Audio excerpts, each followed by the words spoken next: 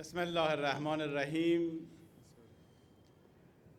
بسیار خوشحال هستم که امروز در جمع شما عزیزان هستیم.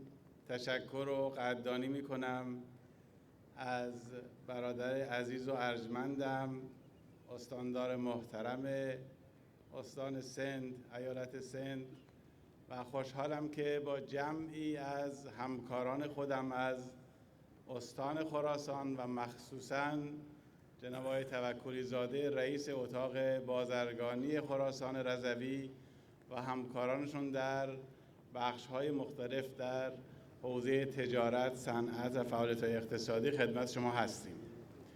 خیلی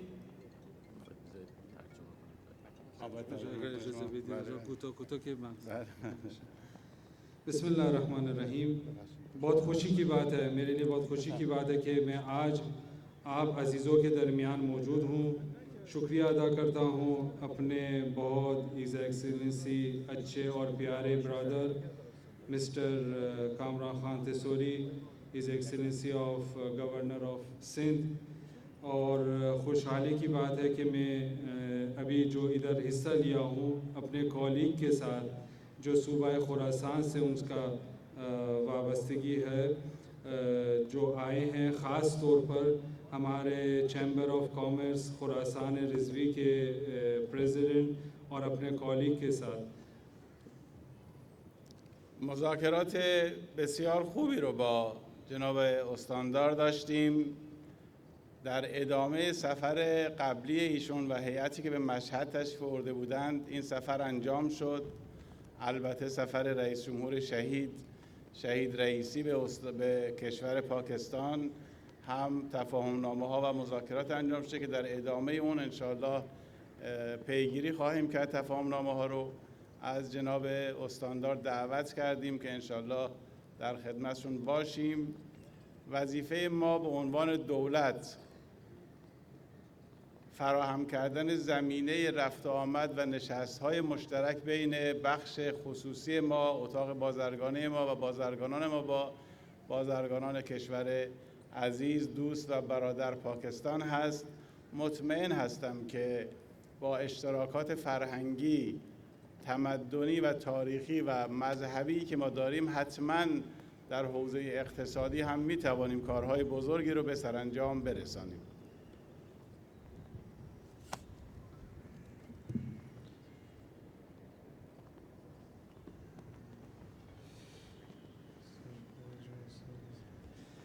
خوشحالی کہ میں دوبارہ اپنے خوشی کا اظہار کرتا ہوں اور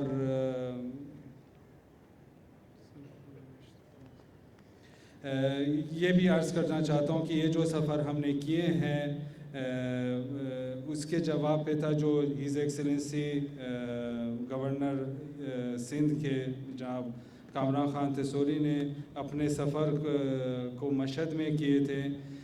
اور ویسے بھی ہمارے پریزیڈنٹ شہید رئیسی کے سفر کو بھی جب ہم دیکھیں تو اس کو ایم او یو بھی جو اس میں سائن ہوئے تھے اس کو فالو اپ کرنے کے حساب سے بھی اس پر دھیان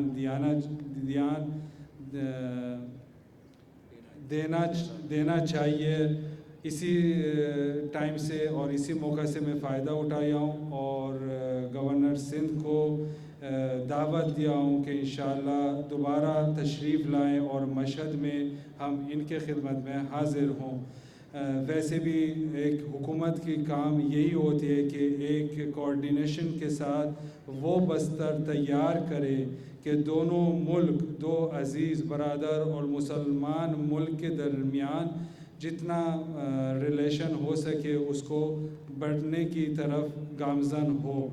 اور یہی اشتراکات کے وجہ سے جو بہت سارے فیلڈ میں موجود ہے، جیسے ریلیجن کے حساب سے، اکنومیکل کے حساب سے، سوشل اور کلچرل کے حساب سے دونوں ملکوں کے درمیان روابط کو زیادہ کرنے کے پوٹنشیل کو اور زیادہ بڑھاتا ہے. مطمئن هستم که با همافزایی و مشارکت بین کشورهای ایران و پاکستان، مخصوصاً بخش خصوصی این دو تا کشور، این امکان وجود داره که رفاه، آرامش و آسایش برای مردمان عزیزمون ایجاد بکنیم. از همه شما عزیزان و در رأس اون از استاندار محترم مجددا دعوت میکنم برای سفر به ایران و استان خراسان رضوی. خیلی متشکرم. ये बात यकीनी है मेरे नज़र में कि दोनों मुल्क एक दूसरे के ताआवुन और एक दूसरे के कोऑर्डिनेट के साथ ख़ास तौर पर जो इकोनॉमिक सेक्शन में है एक दूसरे के ताआवुन के साथ वो काम कर सकते हैं कि दोनों मुल्कों के अवाम के लिए एक आसाइश, अमन और रिफाह को फराहम किया जाए। मैं फिर दोबारा सब लोगों, अवाम को, लोगों को और ख़ास तौर पर गवर्नर सिंध हिज एक्सेलेंसी कामरान खान थिसौरी को दावत देता हूँ कि इंशाअल्लाह ज़रूर मशहद तशरीफ़ लाएँ और इंशाअल्लाह हमारे मेहमान बने। متشکرم.